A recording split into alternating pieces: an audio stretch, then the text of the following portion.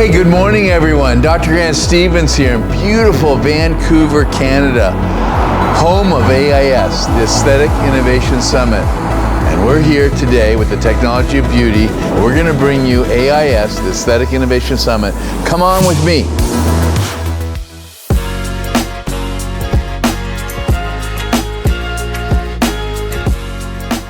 Hello, everyone, and welcome to the Aesthetics Innovation Summit Technology of Beauty episodes. On the Technology of Beauty, as you know, I have a chance to interview the movers and shakers of the beauty business, and today is no exception. Except that today we're in beautiful Vancouver, home of the Aesthetic Society meeting and Aesthetic Innovation Summit. And with us today is Taylor Harris, the CEO of Cutera.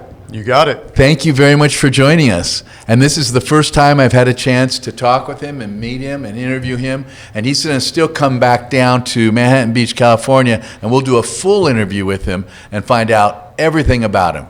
But today we're going to find out about Cutera and a little bit about Taylor. So welcome once again. When did you get in? It's a pleasure to be here. I have listened to the podcast. I have loved listening, and so it's an honor to be here. I flew in last night, and we're here just for the day. Perfect. Well, you're our first guest here at AIS, and I wanted to interview you and get to know you better because we're really excited to hear just what your plans are for Cutera. You have wonderful devices. The technology is unbelievable. Yep. Now you're at the helm, along with Steve Kreider, who was also on the program. Yep. And I'd love to hear, just tell us first of all a little bit about yourself. Where'd you come from in terms of your last job, or a couple what may relate to this? Yeah, so 25-year career, about half in finance. I was at JP Morgan for 12 years, and then half in industry. And I've been at cardiovascular medical device companies, cardiovascular biotechnology companies. I was at a company called Zeltique that you know well, sure. The maker of Cool Sculpting. And it was just 8 months ago that I came to Cutera, and really excited to be here. We can certainly talk more about Cutera, but I think for me, it was exactly what you described. This is a company that has roots that have been growing for 25 years. Yep. Rooted out of the Silicon Valley laser engineering business, with people who really knew how to craft high quality products. And so just a storied history, but that had run into some challenges. And so for me, I saw the opportunity to be part of making Cutera great. And that's what we're here to do. Great. Well, I want to hear all about it. Your technologies are unbelievable. 20 years ago, when my fellows would ask me, what laser should I start with? I routinely said, get Cutera. It has multiple wavelengths on one footprint and one box. This is before XLV. And I just felt it was a great value. Yeah. There's been some hiccups along the road. You came out with XLV, clearly one of the most technologically advanced lasers I've ever seen back when it came out, and it still offers unbelievable state-of-the-art technology. But candidly, I think you guys kind of, not you, under your guidance, but Cutera lost its way. Yeah. And the core was left behind. Yep. And frankly, you became box droppers. And the old days of lasers. Yeah. And I understand from Steve and others that that's not your approach. So give me the high road. Where are you going to go with Cutera? How are you going to bring it back to the core?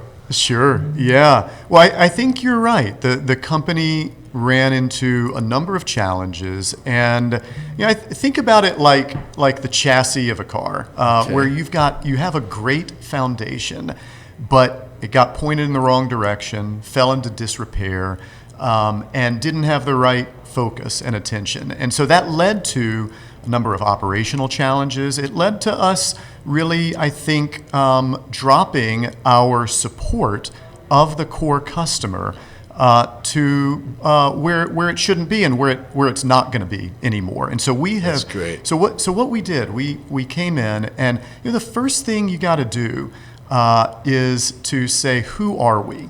And where are we going? And that's all about mission and vision. So let me just talk. Steve and I and others, we gathered around and we aligned on this as the mission for Cutera. It is to improve lives. Okay, we start there, improve lives through medical aesthetics technologies that are driven by science and powered through partnership. I love it. Okay? So improve lives, period. So how do we do that? We have two ways of doing that. One is our technology, and we've always been a science and engineering driven company. We are going to stay that way. That is our DNA. But what we've added there to the mission statement is powered through partnership, because it just became so clear. The only way for us to do this, the only way for technology to reach a patient, to improve a patient's life, is by working with our core customer. And so we have rededicated Cutera and our overall approach to that. That is our mission. And so you're going to see that in the way we support, in the way we align around who our customer is. We're going to have devices where customers really do want to partner and grow with us. And then we pour, and we're already doing this, resources into training and education, into cooperative marketing support, into everything that you need, into best clinical practices, everything you need to really make a product thrive and reach the patient. So that's what we've started to do. I love it. That's fantastic. Music to my ears. You've got the science and the technology, and now you're going to refocus on the core. You got it. And building practices and not being just a box dropper, but rather a partner. You got it. A partner of the practice.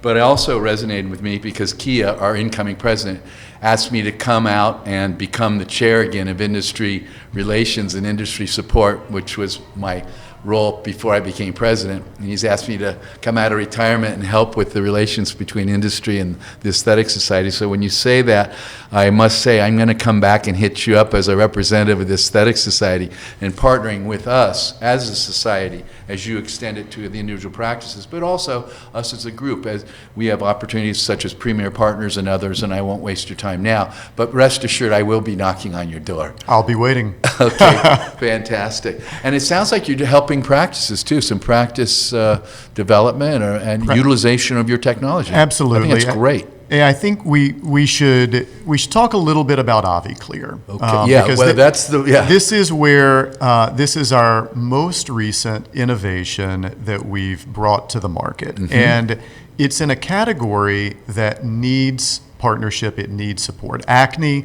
So AviClear is a 1726 nanometer laser for the treatment of acne.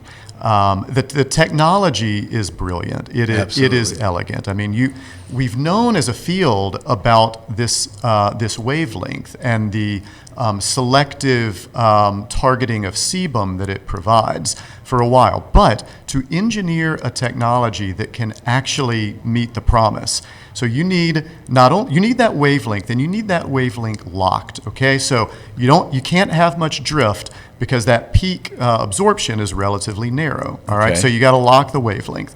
You need a pulse duration that is shorter than the thermal relaxation time of the sebaceous gland, okay? To do that, you need to be delivering a fair amount of energy. We have a 100-watt laser, and so you also need to protect the rest of the skin through some sort of cooling mechanism. So while we've known about the potential here of this wavelength for a while, engineering a technology that can bring all that together, not easy. But our team, led by Michael Karavitis, did just that. So we've got a technology that we are so proud of. It has borne out clinically. We think this can be a great option for our core customer to be able to offer as part of an overall armamentarium approach to the treatment of acne. But it's still not easy, and that's where the partnership comes in. And so this was a long preamble to the question that you asked about how are we providing support, and I'll give you a great example. Okay. Today and yesterday, we actually just held our first Cutera Academy, which you've seen these programs before. It sounds familiar. Yeah. It's the same playbook, but the playbook works. This is a 2-day experience for the people from a practice who are most critical to making the practice work, both from a clinical perspective as well as from a logistics, talking to patients, and from a business perspective. So a 2-day immersive experience, a lot of sharing, and then practices go back home and they are recommitted to building AviClear. But they've got the tools and they've got the connections to be able to do that. And it's a great way for us to disseminate clinical best practices as well. Absolutely. So we're starting there. I mean, because this has to be, we're at the intersection of aesthetics and medicine here.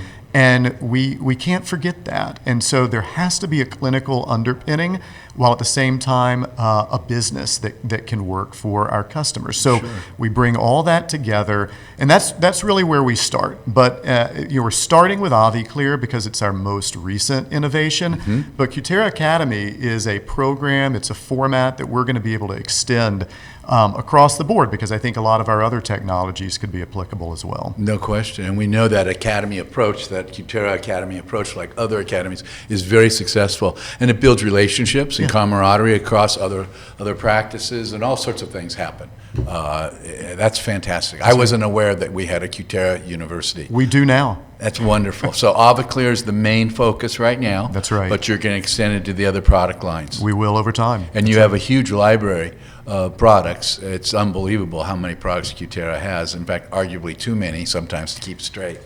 But okay. And I think you're right. I think I mean, you said it a little jokingly, but there's value in focus, and we have a few platforms, including AviClear, but including some of the ones that you mentioned, Zeo, XLV, XLV Plus, where these are workhorse platforms. People love their Zeo, they love their XLV. Those are platforms that make sense for us to continue to support, continue to build, continue to innovate on, and we will. But you need to focus so that you can be the most productive and effective as a team. Well, I couldn't agree with you more. And I want to welcome you, first of all, to your role here at Cutera, but more importantly, welcome you back, you and Cutera back, to the aesthetics core, the whole core, derm plastics, facial plastics, and ocular plastics, the entire core. Welcome back. I really look forward to building a relationship with you and with Cutera and AviClear and XLV and Zeo and everything else that comes thereafter. Likewise, the same. So thanks for having us, and we're here. We're Yes, here to stay, and we'll be back. And thanks for your support of AIS.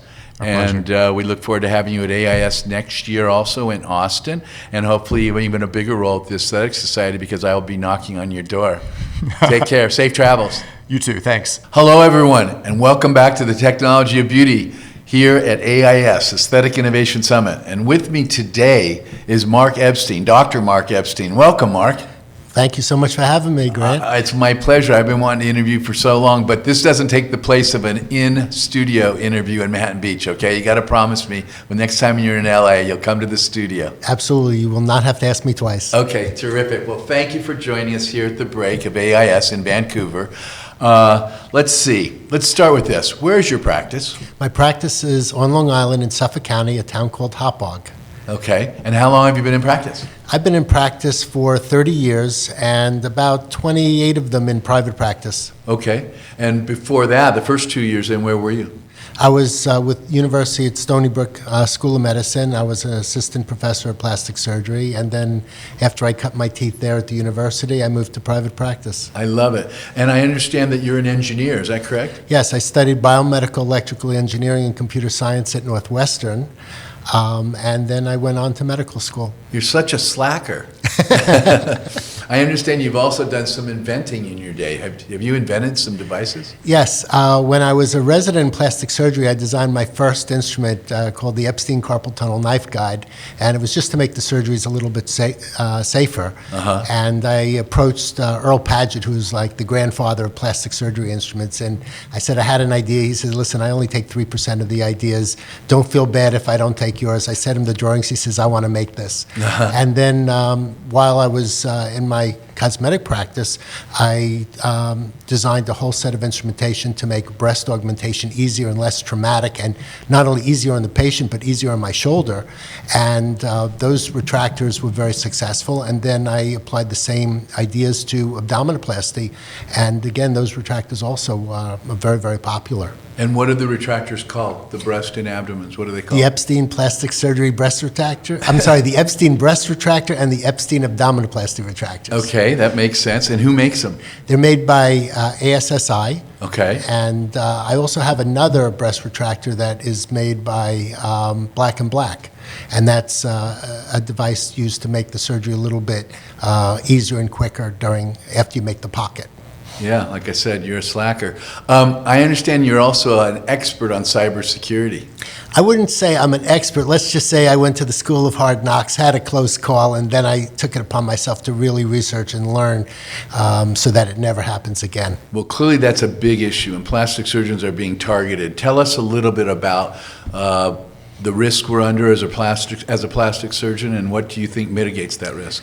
Well, imagine if all the geniuses at Google went on the dark side. That's what the threat actors are. These are not amateurs. These are not smart kids working in their bedrooms. These are highly organized cartel of some of the greatest computer minds on the other side of the world, and they are criminals, and they are going after anything they can to monetize. And very recently, plastic surgeons have come under and within the crosshairs of these cartels because they know we have very sensitive data, we have pictures of our patients without clothes on, and we have demographic data.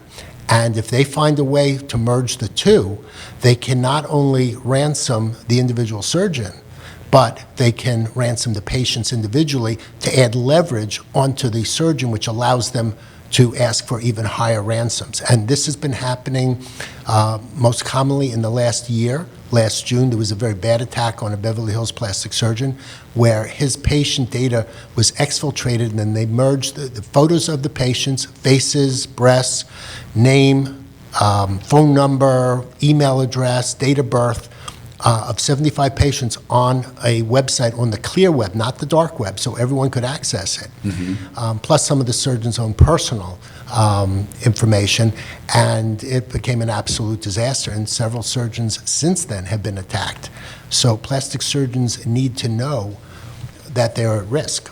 Well, okay, so given that they need to know, and let's say they know, and they say smugly, I have insurance for it, and I subscribe to all these protective plans and so forth. What's your answer?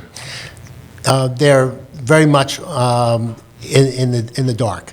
The fact is, right now, today, with what's available in defense, the threat actors have the advantage. There's no question about it. There is something called dwell time, which is the time that goes between the injection of malware in your system and when you understand that you are under attack, and the average is about 6 months. And most of the time when you learn you're under attack, it's because the threat actor has decided to let you know it's time to know you're under attack and need to pay a ransom, not because your software is detecting it. And that's the sad part. There is software out that will hopefully be popular very soon that will help close this dwell time gap, but until that happens, the threat actors clearly have the advantage. Okay. And you alluded to the fact that you got into this business because you had an attack of some sort. Yeah, I had a close call. And tell us about that. This was a real wake-up. I was getting ready to leave town and go to the aesthetic meeting in 2021. And as I'm on my way to the airport, my staff called me and said, hey, we can't get into our computers. And I said, well, call the IT people. The IT people responded immediately and discovered that we were under attack. Our data was being encrypted. And it's no coincidence it happened the date that I was leaving town, because the threat actors were obviously in the system for quite a while. They had seen my Outlook calendar. They knew that senior leadership was leaving town, which leaves you the most vulnerable. And so this was an orchestrated attack. By pure luck and the grace of God, because I think the threat actors were amateurs. In other words, they purchased the software as a service rather than being the cartel themselves. Okay. They just randomly sent emails out and attacked a bunch of whomever they could get, and what they were interested was turning a quick buck. So they encrypted my data, but forensic evaluation showed that they did not access any protected information. They did not have any files. And they were unable to produce any files for the forensic people, so I knew they didn't have my data. We had backups, so the encryption didn't matter. We paid a zero ransom. This is the exception. This is not what usually happens. What usually happens is your data is taken and your data is encrypted, and then you're notified that you have a problem, and by then the cat's out of the bag. Okay. And at that point, you have to basically pay a ransom, correct? You pay a ransom, and remember, you're dealing with criminals. And because the cartels are now working in a very organized fashion, sometimes more than one cartel is involved. Recently, there was a group on Long Island that was hit, a plastic surgery group, and this was two cartels that were organized. One cartel provided access, penetration into the system. The other cartel exfiltrated the data. So when a ransom was paid, the cartels were arguing back and forth, and the practice wasn't getting relief, and there was concern that they'd have to pay more money. So this is a really bad situation. You do not want to be in this situation. You can lose your entire practice. The confidence in your business is gone, whether you're in medicine or not. There's all sorts of expenses, and there's a new issue coming out. There are attorneys. There's one group in Madison, Wisconsin, or possibly Milwaukee, Wisconsin, I can't recall, that is actually monitoring reports of breaches. They'll find a practice that reported a breach, then they'll start advertising on Facebook to try and get their patients to go into a class action lawsuit that their data was compromised. And I've seen this against individual surgeons, and I've seen this even in an attempt to go after large healthcare organizations as well. And this is something very recent that I've seen in the last couple of months. One of my colleagues who had a very minor breach, it was only a few hundred records, told me they were reaching out to his patients on social media, and patients who were not even involved in the breach were getting letters asking if they would like to join the lawsuit. That is a disaster. It's amazing that the dwell time is up to 6 months, like you said, from the time of invasion to the actual attack. What, as plastic surgeons, what can we do to reduce that dwell time and to protect ourselves? What can we possibly do? Well, I think the best defense you can do here is look at what's the cause, how do these people get in, and it's usually through socially engineered attacks and emails. Okay. So having a service which you can get through your managed service provider for your computer network that will educate and train your patients is essential. Patients or employees? I'm sorry, your employees. Okay. Thank you. We had all our staff do this. It was about 100 or so videos, and we have a dashboard that we can see to make sure every staff member is compliant. And you wouldn't believe how many of my staff members will see a real threat email, spot it, and send it to me. In fact, we have this service send fake phishing emails to our staff to see if any of them fall for it. And my staff, 100% passed. No one opened up a potentially malicious email. So that's your big Achilles heel. You must train your staff. Okay. As far as your managed service provider goes, you need to have some degree of education as to the different levels of protection. You need someone that offers you a service which includes a EDR or MDR, which are endpoint detection systems like SentinelOne, CrowdStrike, and Trend Micro, and some others, which are helpful, but do not delude yourself. This is not 100% accurate. Even employing all the AI, and if you look at the Ponemon report, which is a report of the cost of breach for every year, you will see that having AI will shorten your dwell time somewhat and shorten your cost of a breach somewhat, but it will not prevent you from getting attacked. It will not prevent you from having to pay a ransom. Uh-huh. And don't they pick up known malware and not zero-day malware? Yeah, that's a very important point. All of these systems will detect only known malware. The problem is we have AI, which is the darling that all these companies say, we got AI, we're going to protect you with it. Well, guess what? The threat actors have it also. Yeah. And anyone who knows anything about coding is that very simple AI can take a known virus and make it look unrecognizable very, very simply. So the amount of viruses that are being released every month is somewhere around 500,000, and it is impossible to scan in real time for 1 billion different virus definitions without tying up your computer's resources completely. And I called one of these companies who said that they could detect a zero-day attack, and they said, yeah, we can detect it and protect you. I said, really? Well, how do you detect something using a virus library if the virus has never been seen before? He says, well, we get a report of the virus and we put it into our library. I go, that's not a zero-day attack. A zero-day attack is when I get hit with something that you've never seen before. And they said, well, we can't really protect you against that. So the whole key in detection is to have some add-on onto your existing, we call it a cybersecurity stack, which is your whole array of all your products that help you in detecting an attack. This extra early detection, you must use a different type of method that it can detect a zero-day threat or any other threat without relying on scanning against a list of known viruses. That's the whole key. And does that exist anywhere? Actually, it does exist. There is a company called Cutera, and to be transparent, I am an investor, but they have a system, and we're deploying it on my office computers right now. We're almost completely deployed. That I have seen it in head-to-head demos against products like Microsoft Defender, where Cutera will detect a threat in a couple of minutes, and then Microsoft Defender completely misses it. It doesn't detect it.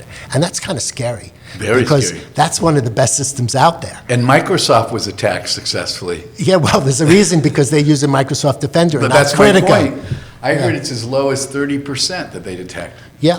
I saw an IBM study, it's 32 or 36% of malware was detected, which means 65 to 70% is not. Yeah, think about it. I ask everyone watching this discussion to ask yourself, did you get at least one letter in the last couple of years from a company that says your personal data may be at risk and we're going to give you a year's worth of protection for identity theft and all of that? You say, well, why does these big companies get attacked? They're huge financial organizations. They have more money than I do. Any plastic surgeon I know, any plastic surgery group I know, how is it they're getting attacked?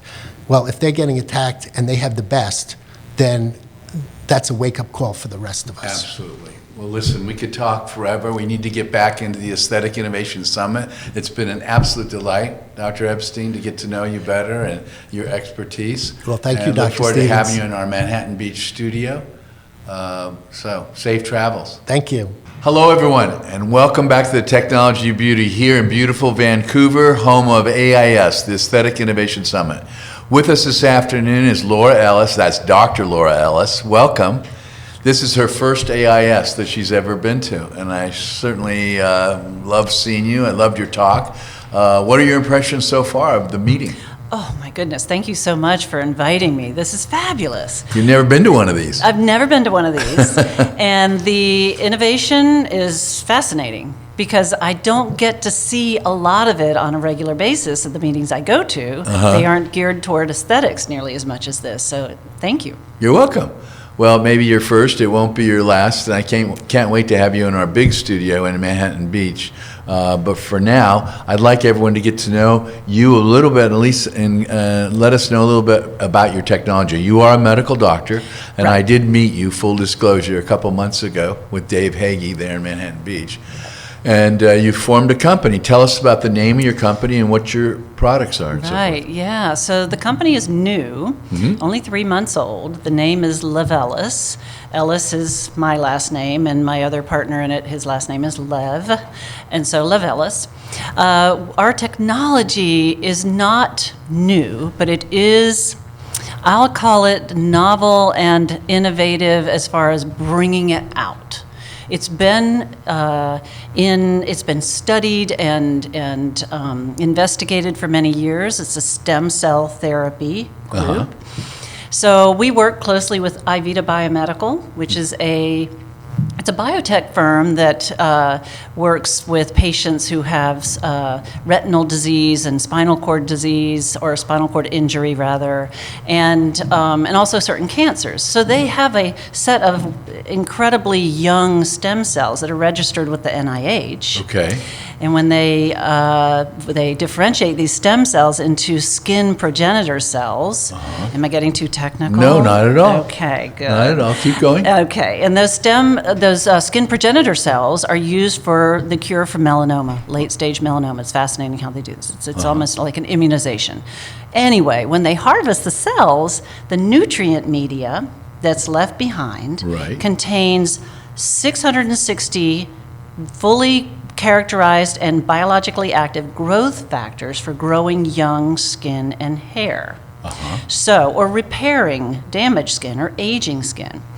And so we're really fortunate to have access to this amazing product because over the past several years, I've used it in my practice and my patients love it because it makes their skin look and feel young again. Is it a topical preparation? It's topical preparation. Same they can with take the hair? home. Same with the hair. Is it a spray or ointment? It's How's the hair work? gel-like serum type. Yeah, so the hair product is water-based, so it's not oily or sticky. You can't even tell you have it on after you put it on. Okay.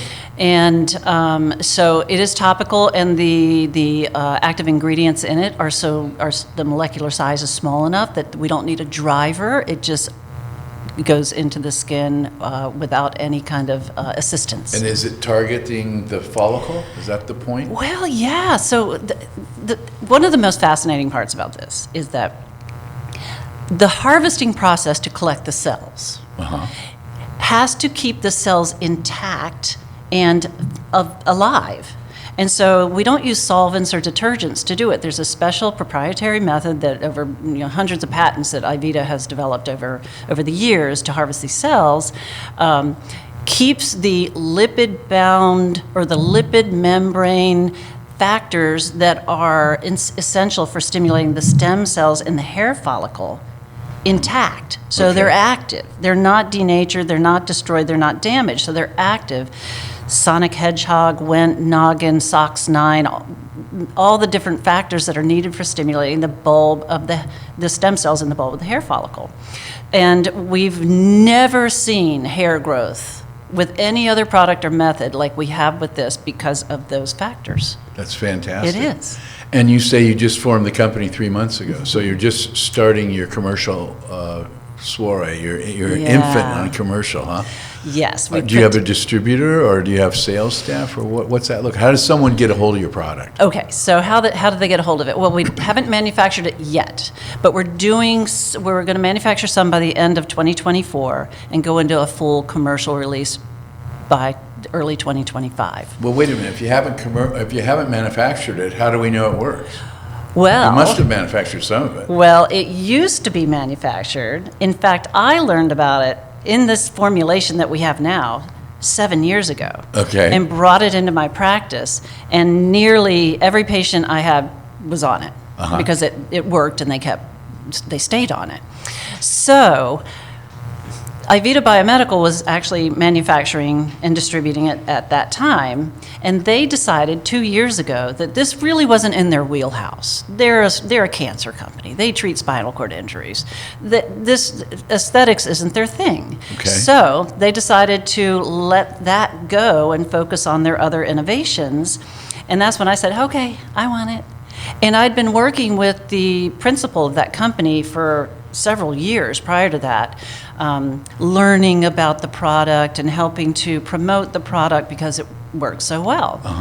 So when I said, hey, I want that, he said, okay, let's work together. So he is actually part of our company. And we have Fantastic. taken over this already formulated, already proven product, clinically and in the white papers. So we've got all that. We just are vetting right now our manufacturers and our distributors. And so we're still in such an early stage. We're rebranding it, but putting it back out there in the same formula because it works. Okay, well, it's very exciting. I can't wait to get my hands on some of it once you are commercial. Keep me in mind. I'd love to get some.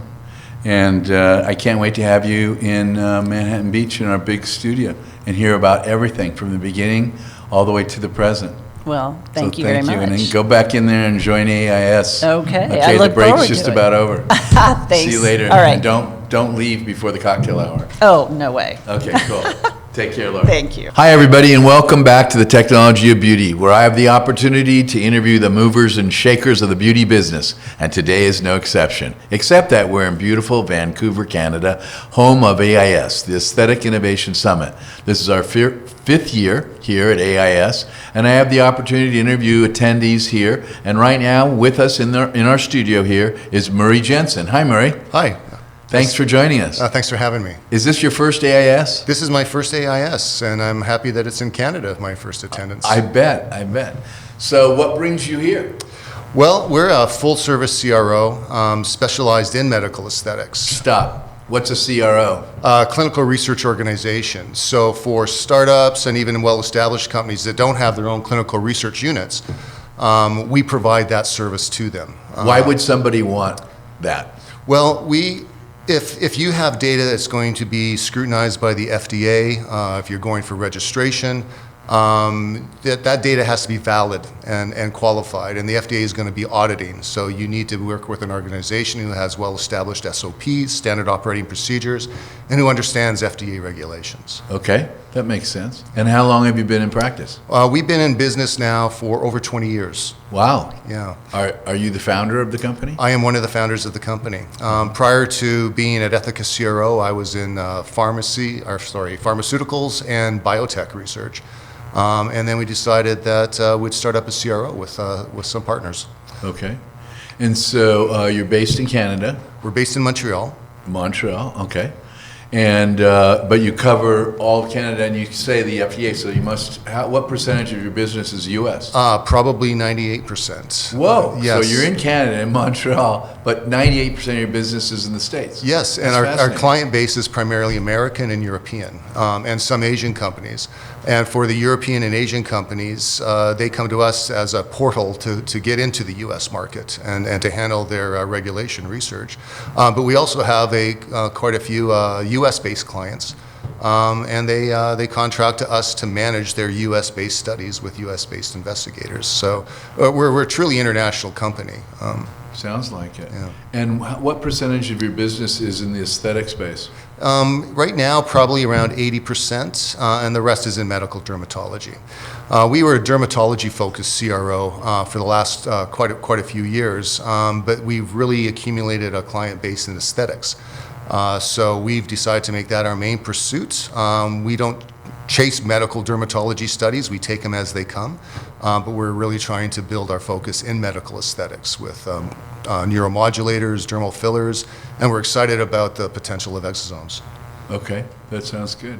And what sort of service do you provide? Well, is your client more like a MERS, a Galderma, an Allergan, or do you deal with individual physicians also? Well, we deal with individual physicians to give them support for their investigator-initiated studies. Okay. But our main client base is going to be mid-range companies, startups. We provide full service from protocol development, conceptualization, all the way through the data management, biostatistical support analysis, and reporting to the FDA. Companies like Mertz, Galderma, Allergan, they typically have their own internal research units for clinical. I see. But we still work with them from time to time, especially with medical affairs departments where they don't have the support of a clinical group to make sure that their studies are robust. Okay, well that makes sense. Well, I want to mention to you that AIS, if you like it, it's going to be, next year it's going to be in Austin, Texas.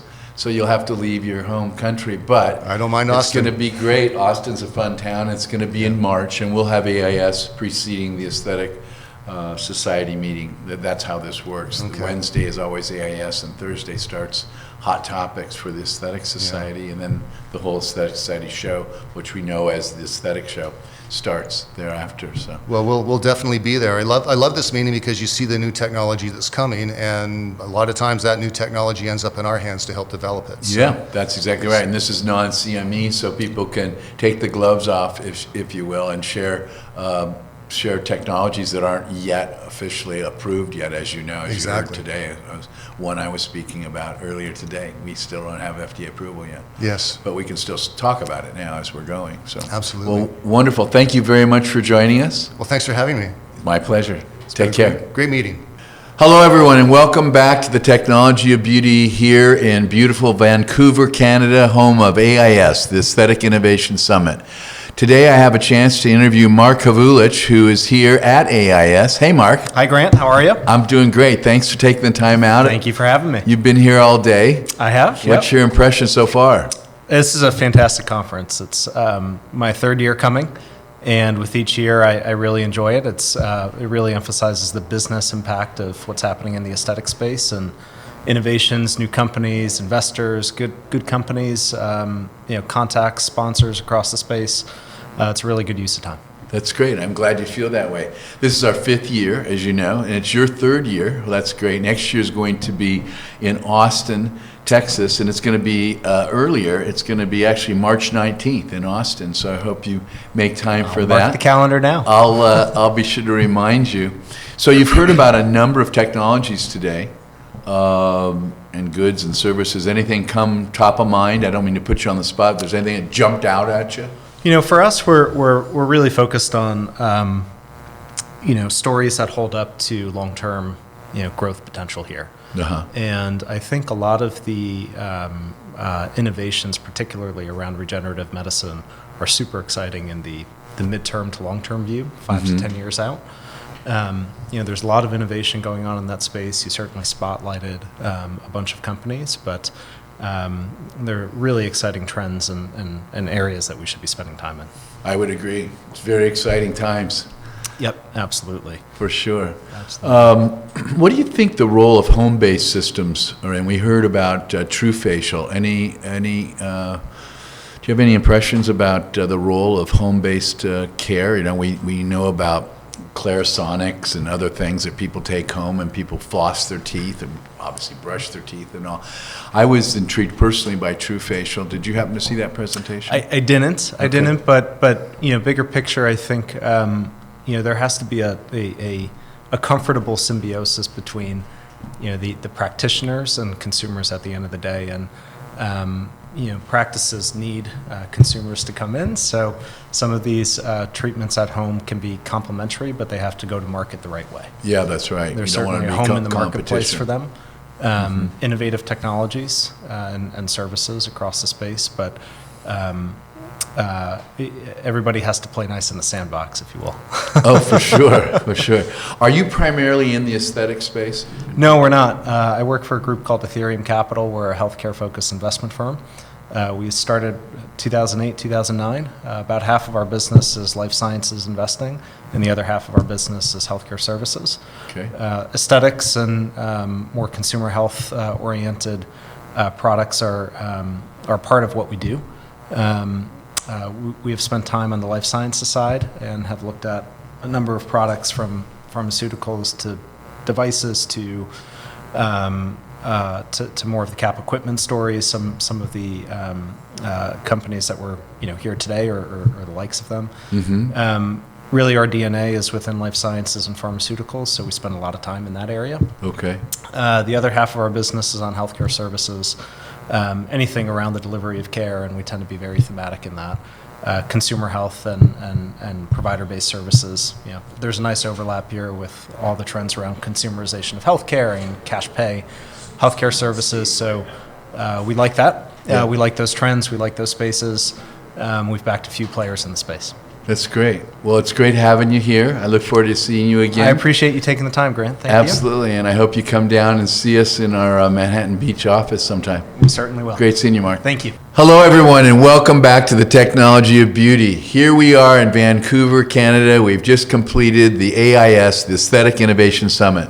This is our 5th year, and I'm here today with my co-chair, Philippe Schaison. Philippe and I have been doing this the last 2 years together, and we've worked all year long to put this together. Philippe, thank you so much for your help. What'd you think about the show today?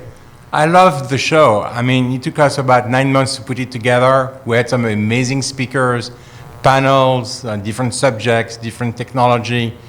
I think it's a huge success. I think so also. They're still out there, right, in the room, and it's buzzing, it's alive, and everybody all day long was interacting, networking, and so forth. Did you have any particular favorites? We had some winners, but... We had some winners. Okay, I'm completely biased because I had my panel this morning about disruptive marketing. We heard, very interesting concepts from Jose, Adele, Megan, and Don. And that was a great panel. But this afternoon was amazing. I learned one thing, GLP-1 is now an aesthetic product. And plastic surgeons and dermatologists are using this technology to lose weight, and then all those new patients are pursuing aesthetic treatment. Botox, fillers, body contouring, skin tightening. So it's a new avenue now and who would have known that GLP-1 will bring new patients to this space of aesthetics. We didn't even talk about it a year ago. It was around, but we didn't talk about it. Absolutely. How about exosomes? Boy, was that the buzz today. Yes. So the jury is not out about the exosome. I think it's coming in. The issue with exosome, a lot of companies don't have the resources or the funding to do clinical studies. Only 2 of them today, Benev and Regan, are doing formal clinical studies and are following the FDA pathways for approval.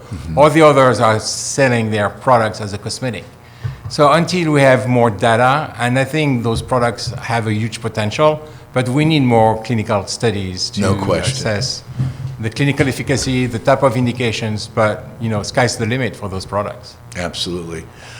What do you think for next year? First of all, will you stay on and be our co-chair? I sure hope so. I would love to. Okay, great. Thank you for having me. We'll have to pick our third. See if Tim wants to or someone else from the finance community, but you and I are partners in this. I love it. We'll be thinking about subjects. I think we need to talk about exosomes some more. We haven't answered the question. We do, and we got some challenge from a member of the audience. Oh, yes. They want to learn more. They want to understand it. I agree with you. I'm a big believer of exosome. It's all about money, Those startups, they need cash, and it's not that easy to raise cash these days. That's the truth. I'm on the board of multiple companies, and VCs are not funding those startups. So, which is a catch-22. You want money to show that you're clinically efficacious, and the VCs want to see the clinical data to give you some money. So it's really a catch-22 situation. Yep, I'm right in the throes of that right now, being asked to raise money, and then the VCs are pushing because they want, and the private equity people want to see results, and the VCs want to say cash flow, and on and on. It's a tough market right now. It is. Let's face it. But it's exciting. People want aesthetic services, and they want non-surgicals, and like you said, the Ozempic market is here to stay, and people are having loose skin and other bulges and muscle atrophy, and so I really think the technologies that are going to follow the Ozempic wave are going to own the space. But we'll see. Yeah, it's a new array of patients, and that have not thought about doing aesthetic treatments. And because now they've lost a significant amount of weight, they still have some little pockets of fat, so they want to remove that. They have hollow faces, so they want to fill that with fillers. They have more wrinkles, so they want their toxin. So it's a new possibilities for aesthetic companies to fulfill unmet needs from those patients. No question. Any other closing comments? I had a great time. I have to say it was very successful. I think Austin next year will be even busier. It's more easy. It's easier to get to. Yes. So I look forward to discussing during the year what panels, what subjects, and what treatment or technology we're going to present. So do I. And we'll be working on it. Philippe and I and third co-chair will be working on the program for next year. It's March 19th, 2025 in Austin, Texas on Wednesday, just before the Aesthetic Society show. And we hope you come and join us. Absolutely. See you there. Absolutely. See you there. Hi, everybody. We're back here at AIS, the Aesthetic Innovation Summit. And with me today is Shapiro, who's been on the big program, The Technology of Beauty, and he is certainly a mover and a shaker in the beauty business. Sean, thank you so much for attending AIS. Here we are. It's the end of a big day. What'd you think? Oh, it's been great, Grant. I think I got to the first one a couple years ago, and first of all, I've been a proud sponsor of AIS, Medshift has, and it's just great to be here with all the colleagues, all of the industry, get to hear everything, get to see all the new things and everything. So it's one of my favorite meetings all year long. So I want to repeat that Medshift. So here, look at your adoring fans right here. You can tell us the name of your company. It's Medshift. Thank you. Yep, 8 years running out of Charlotte, North Carolina. And we thank you so much for sponsoring this show. Absolutely. You guys have been so generous with us, and we appreciate it. Yeah. And without your sponsorship and the others in industry, we wouldn't have a show. Well, this show is driven by the folks that attend as well as the corporate sponsorship. Well, it's totally worth it, Grant, because everybody gets to learn a little bit about their company, get to learn about their company, get to really grow and network, and that's kind of the key to our industry. So I love it, our company loves it, and we appreciate the time. Well, we appreciate your sponsorship. Now, for those who haven't heard of Medshift, give us a little overview. What does Medshift do? Do you have a product? Do you have a toxin? Do you have a filler? I know the answer, of course. You can go to the Technology of Beauty and watch it. But go ahead. Tell the people watching us, what is Medshift? So Medshift is a privately held company. We've been around for 8 years out of Charlotte, North Carolina. And we have three pillars to our stool. Number one, we do device financing. Second, we have a technology stack, so we sell technology through a SaaS-based platform system. So what that really is a software for sales system that sits in the middle of an ERP, so like their business entity system or their CRM, their sales entity software, and it plugs in and makes operational efficiencies, so like commission calculation, things like that. And so we really do that for a lot of the manufacturers.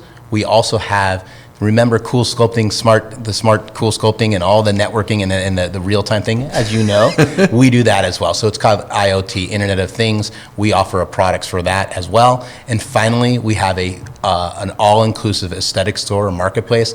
I love to call it the Amazon of aesthetics, and truly it's a place where you can have a new channel to sell all different products for aesthetics, including injectables, skincare, additional devices and things of that nature. You know, I was looking at your offering there, and I was wondering, why don't you have True Facial? I was looking at your catalog. You don't have True Facial. You know something? How's a guy supposed to get a True Facial? Well, you know how you get a True Facial? You come to this meeting, the AIS, and you meet the movers and shakers, and we got to network over the meeting here, and now we're going to bring True Facial on, and it's going to be fantastic. I'm so happy. Yeah. You know, you used a couple of acronyms, and you defined some of them, but you said ERP. Could you tell everybody what an ERP is, please? So it's really the simplest way. It's a software system for business operations. So like financing and things of that, and on the back end of a lot of companies. And so everyone typically needs that to run a business. So, but But you know what the E and the R and the P stand for? No, not at all. I figured so. Not at all. And you told me about software. Actually, you SaaS. I know you said SaaS, and then you said what it was, and that's not right. But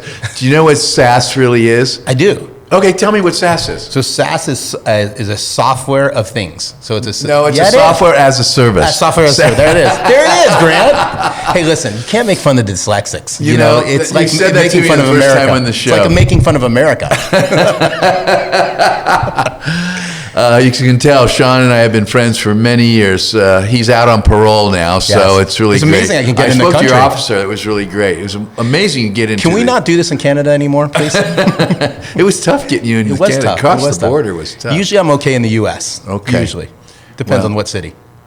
Well, it's been an absolute delight and a pleasure to have you here, as usual. And your presentations were fantastic. Thank you. And thank you for the opportunity. Next year, March 19th, Austin, Texas. Beautiful. March 19th, so it's only 10 months to get ready. Done. And we look forward to having you again in Medshift. We support you. We appreciate your support. Yeah, count on our support. I'll wear a cowboy hat. Good. That's right. Cowboy hat and boots. Thanks, Grant. You're welcome, Sean.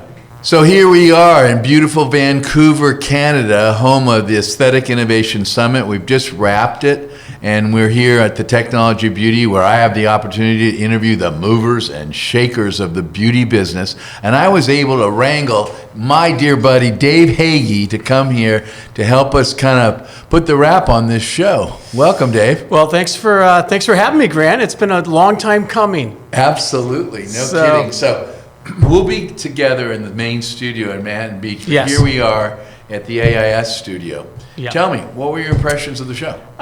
It's a great show, great meeting. I think my first one was in San Diego. And that's when I really started to hear about the buzz of regenerative medicine and all these other things. And at that point, I decided I need to be in this game, right? I need to be a part of this. And it was really the impetus of your meeting that kind of turned that light bulb on for me. And here we are, starting a new company. So tell us, what's your new position? So I am co-founder and CEO of LevEllis, and we have a topical active biologic with a very unique and very novel source. We're the only ones that will have it. And we're just really getting going. I mean, we've just secured the manufacturing. We have also getting ready for the raise, for the fundraise, which is obviously very important. And we'll probably be to market here, at least on a more of a limited release, probably in the next 3-4 months. That's fantastic. And full release next year. I had the opportunity to interview Dr. Ellis. Oh, fantastic. She's your founder, right? Yes, she's amazing. Yeah, she's absolutely amazing. And not hard on the eyes either. No, not at all. And evidently she's using the product. Yes, well, she was one of the first ones to have it because the product's FDA cleared. We have a study in JDD with Mary Lupo and Zoe Drelos, and Dr. Ellis is one of the first ones to have it. She actually had it for about 6 years. It's amazing to think she's 84 years old and she was bald before. It's just amazing what that product has done. Yes, really. Well, I'm 81, so. Okay, well, it's been great having you. Any other closing comments before you're out of here? No, just want to thank you and your team for having us. Love this meeting. We'll definitely be a bigger part of it next year. And also wanted to thank you for getting us on the stage this year under the New Innovations. Well, it's A our lot of pleasure. interest was generated. A lot of people have been approaching us wanting to learn more. So we're very excited and couldn't have done without you, pal. Well, you know, I wanted to have Dr. Ellis up there and present this new technology, so now I need you to lean in on her since you're the CEO. Yes. We need support. We can't do this without industry support. You will have our support. We gave buddy. you a hall pass this We year. owe you. We owe you. Okay, good. I was chumming this year. I got to get you for next year.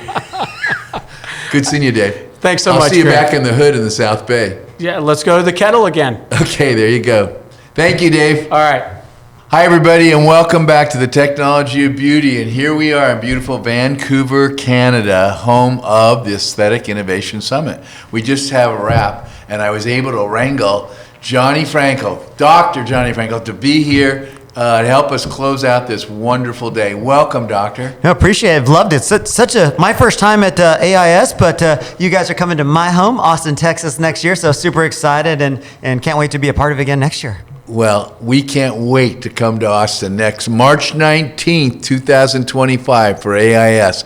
And we're going to be there with bells on. And I hope you come to AIS also. I will. It was so cool to hear so many different thought leaders. I love this. My first time at the meeting, absolutely loved it because so different than a lot of the conferences I've been to in the past. To be able to hear from an industry standpoint, from a physician, from an innovator, just all the different perspectives kind of coming together. I feel like gives me as a provider an idea of what's on the horizon, but also some different perspectives that's unique. Yeah, we have the financial people too, obviously, as you know, and they're judging the Shark Tank and the various other things, keeping people on their toes, asking some probative questions. You heard that. Definitely, and so to be able to hear from a different side, and most of us watch Shark Tank, at night when we're playing on the computer or catching up on our work from the day, and so to live it and see it live was so cool. And then how many new things coming to the market over the next years? That's exciting for us. Good. I love it.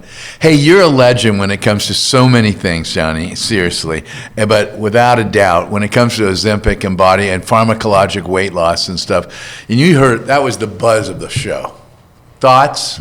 I think we're just scratching the surface of the whole Ozempic craze. I think, us as aesthetic innovators, we're such at a pivotal time of plastic surgery, of really controlling this, helping dictate. When we trained, it was always like, have our patients be in the absolute best shape prior to their procedure. And now we actually have a real well to help guide them. I think the wellness portion is going to absolutely explode with the regenerative. There's so many other GLP medications coming to the market, and we have such a unique chance to be able to guide the entire patient journey. So super excited about it, and then being able to dictate some of the new treatment algorithms. We talked a lot about combo therapies, body stuff. So I'm super excited about the next 7 or 8 years, because I think there's so many new things coming in. Technology has gotten so much better. Yep, and it's only going to keep getting better. What did you think about that that panel that you had, Beauty Below the Belt? I thought you three, along with Dr. Fawad Nahai, who won Best of the Show, I thought that was killer. Thank you very much. First of all, what did you think? I thought it was great, because I do think it's a new frontier. I think in the past, people, both providers and patients, shied away from kind of treatments below the belt, because unless you were a massive weight loss, old thigh lift that we used to do, there weren't a lot of great treatment options. And so, we always want patients to be happy. And so I think now that with Avali, with Renuvion, with some of these new technologies that actually do a pretty phenomenal job, I think both providers and patients are super excited with the weight loss stuff. You're going to have so many of these little bit of skin laxity around the knees, around the thigh stuff. So I loved it. Lori's absolutely fabulous. Dr. Perez is my first time meeting him, but such a smart guy. Yeah. Well, thank you very much. Hey, it's been great having you at the show. I absolutely insist on you being there next year. Okay, March 19th in Austin. And you're going to be on the panel. You're going to help Philippe Schaison and myself will be contacting you. You got to help us. Awesome. Let's do it. Okay. Take care, Johnny. Good to see you. Thank you. Take care, man. So everybody, welcome back. Here we are in beautiful Vancouver, Canada, home of the Aesthetic Innovation Summit. We're just wrapping it. And I was able to get Paul Herchman to come in here. Paul, thank you so much. Thank you. I appreciate it. And we're just finishing AIS here. And the Technology Beauty wants to capture some of these closing moments. Paul, first of all, what did you think of the event? I think this is the best meeting that anybody can go to if they want to know where we're going, where the industry is going. How much do I owe you? Yeah, give me a hat. Will you give me a hat when I leave? So I'll give you a hat. All right. The best meeting, did you hear that? I mean, Anyways. because you want to know, where, first of all, where have we been? That's part of it as well, but where are you going? But also, it's great because of the collaboration you have with strategics, investment banking, people, they're looking where are we going to invest? What is the area that we need to focus on, and who's going to be the company that we support? It's interesting you say that, because a lot of folks in the audience don't realize we had investment bankers, we have private equity, and we have VC, and we had family money. Yeah. It was so interesting.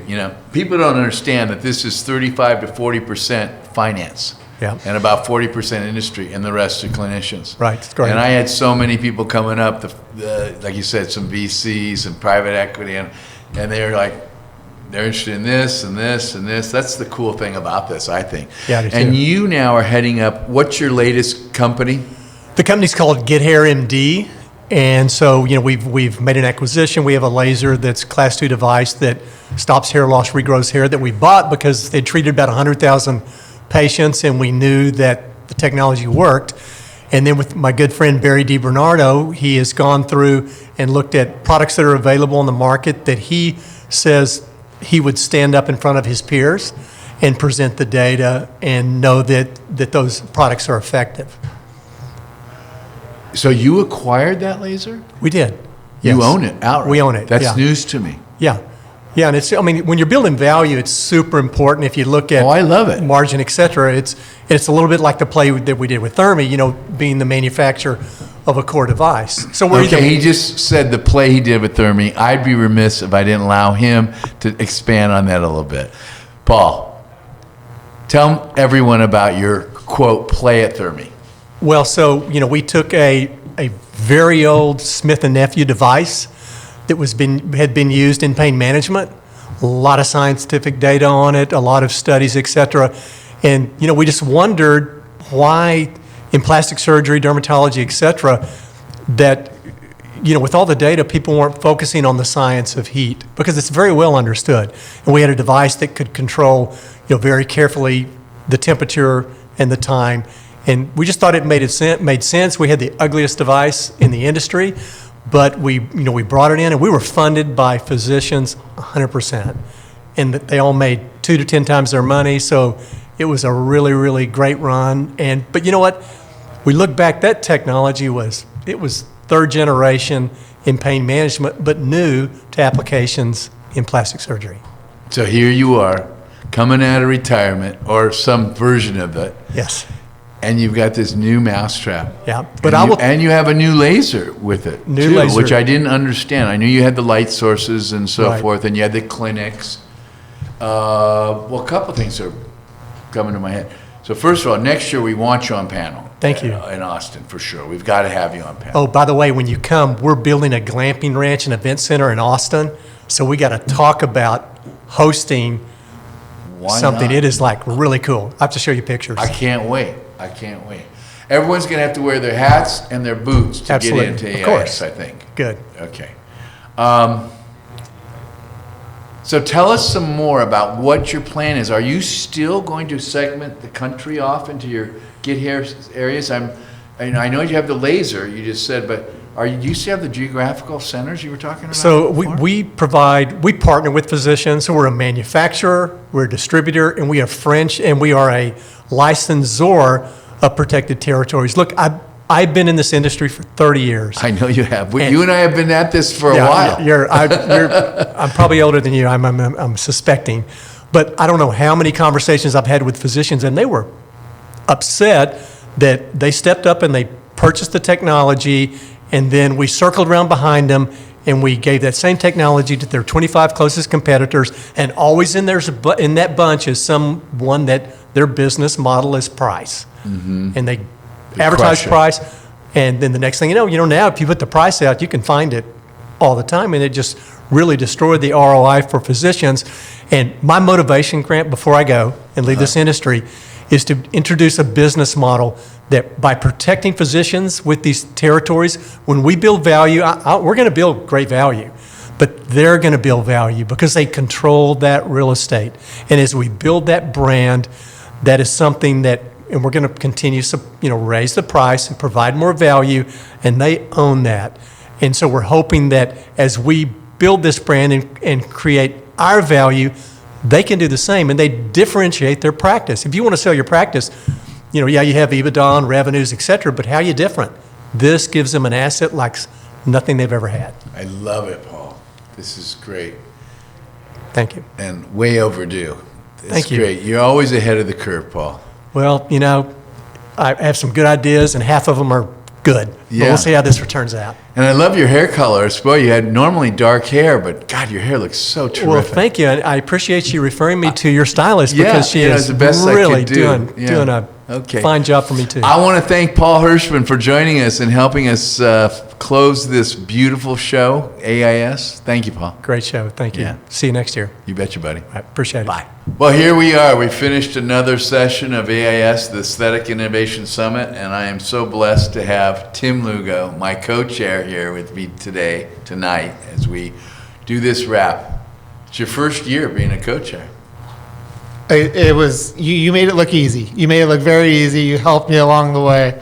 Thank you for inviting me. I'm looking forward to Austin next year. Yeah, it's a lot of fun.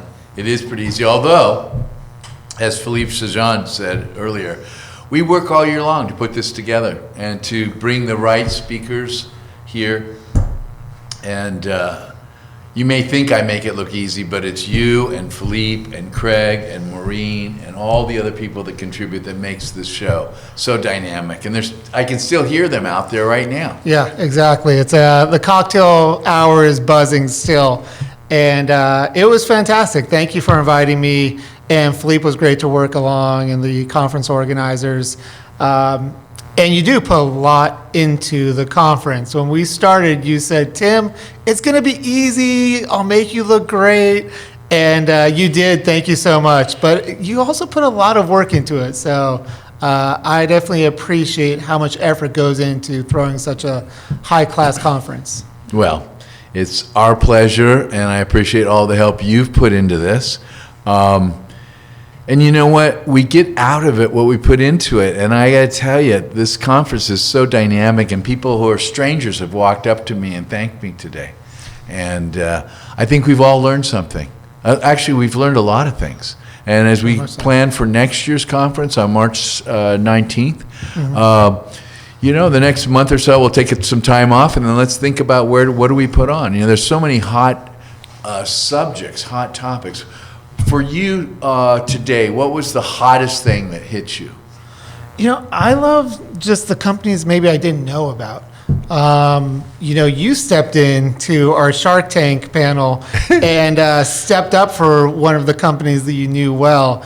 And I love the, kind of site-specific, fat loss focused kind of a product that you were talking about. So I know the Israeli company couldn't show up. The management was a kind of a late cancellation.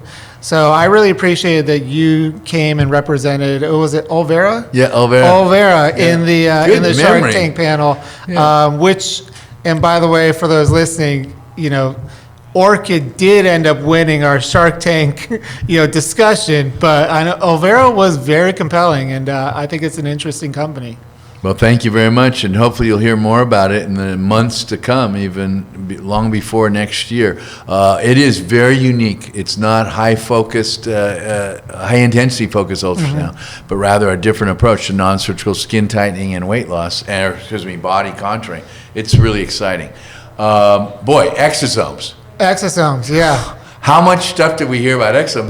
We also had a little disruption with exosome, but contagious, amazing. Yeah. That's not going away. No, not at all. No, that is not going away. It's a large market, only growing. You can tell, and I think one of the big themes was definitely personalization.